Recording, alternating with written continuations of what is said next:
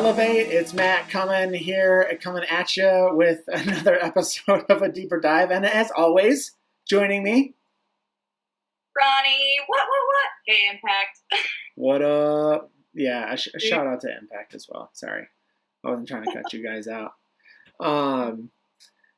So yeah, this is episode 3 of A Deeper Dive. What? It's crazy. And this week we're gonna jump right in. Although I do want to bring some attention. There's some sunshine out today, which is nice. That's exciting. I'm gonna go for a walk. Maybe I'll skip a little bit. Oh, who knows? That's amazing. I haven't skipped in a long time.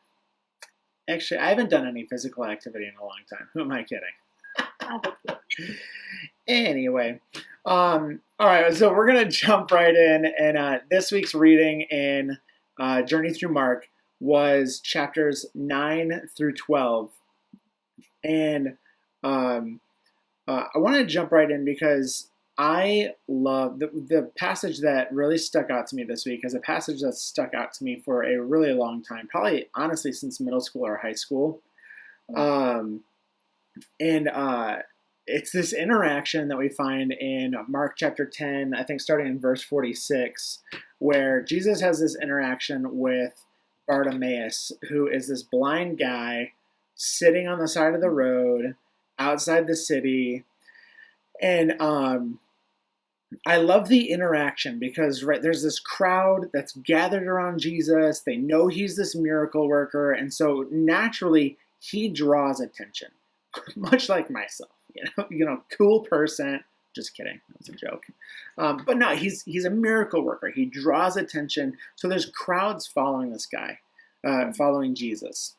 And Bartimaeus hears what's going on, and he starts to call out to Jesus. Mm-hmm. And he's yelling out, "Son of David, have mercy on me." And the crowd begins to rebuke him, Bartimaeus, and kind of tell him, like, shut up, like, be quiet, stop. Yeah. And he begins to call out even louder, "Son of David, have mercy on me." And this passage has always stuck out to me because I think that is like a common theme that we've been talking about in the book of Mark is this fear versus faith dichotomy. Mm-hmm. And in so many situations, we choose one or the other. It's fear or faith. And Bartimaeus could have easily just shut his mouth and not said anything. But I love the fact that he yelled out even louder to Jesus because he had this immense faith. And I think every day in our interactions and everything that we do, we have this choice to listen to the crowd or to listen to Christ. Yeah.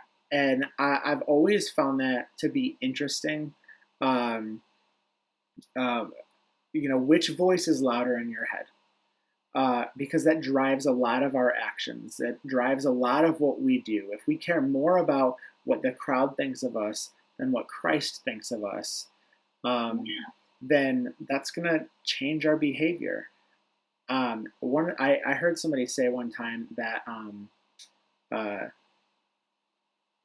if you ingest more news than Scripture, then you should expect to be fearful.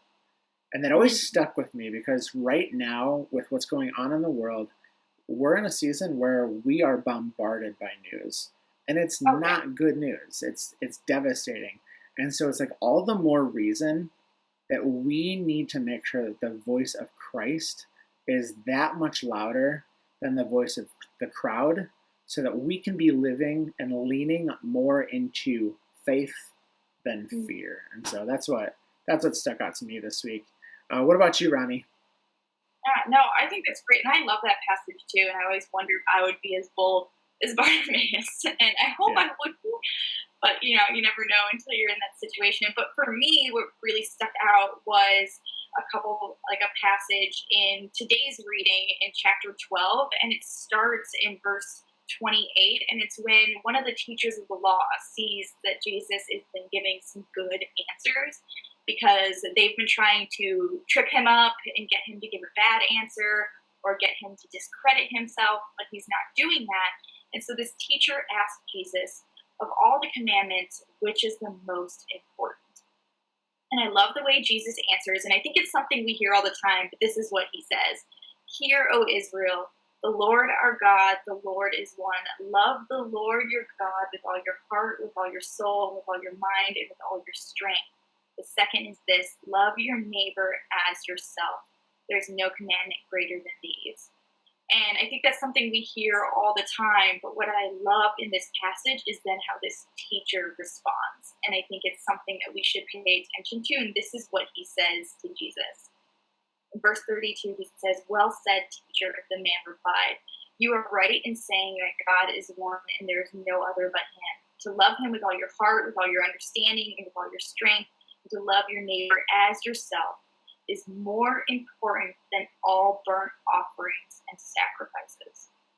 And what I think is so important about that is what we're being told by reading this is something that I think we desperately need to hear, because so often I think we can become consumed with the idea that our faith is about how we look, but really our faith is about how we love and how we care for others and how we care for God and how we pursue that kind of love. And really our faith should be about what's coming from our heart, not what others think of us, what others perceive about our integrity or our character. Well, that stuff can matter.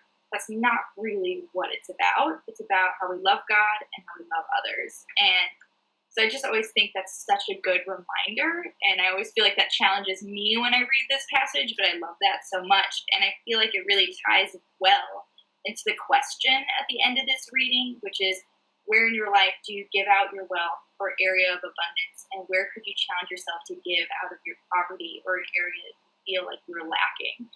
And what that question is asking is, how can we be loving in what we have plenty of? And how can we be loving in what we don't have plenty of? And how can we be challenging ourselves, especially in this season, to really dive into what it looks like to love God with all of our heart, with all of our strength, and with all of our soul and mind, and to love others as our neighbors. And so I just want to challenge you all and us to really diving into this season of what it looks like to really love God with everything we have and to love our neighbors as ourselves. And what does that look like? Because in this season we have an abundance of time and self-time, self-development, I guess we can dive into. And so what does that look like? And so I'm trying to really understand, what does it look like in this season for me to know God that way and to others that way. And I want you guys to do that as well. So yeah, that's what I got from this week's reading. That's awesome. That's awesome. I love it. That's it. We wanted to keep it short and sweet. And so, Roni, I echo your question. I think it's great. How do we love God well, and how do we love others well in this season? And we are faced with an interesting time where we do have an abundance of time, and so why not take a deeper dive into our relationship with God and the way that we love God and the way that we love others. And that includes, for me, how do I love my kids better? How do I love my wife better? How do I love my friends better? How do I pastor better? And so that's not something that's just for students, figure it out. It's something that challenges me too. So 100%. Awesome. Well, guys, thanks for hanging out with us today. Let's end it with every other word. This was episode 3 of a deeper dive. You ended that with a question mark. Dive? That's it. This has been episode 3. Thanks for tuning in. Yeah. We'll see you guys later. Oh, yeah. Peace. Toodles.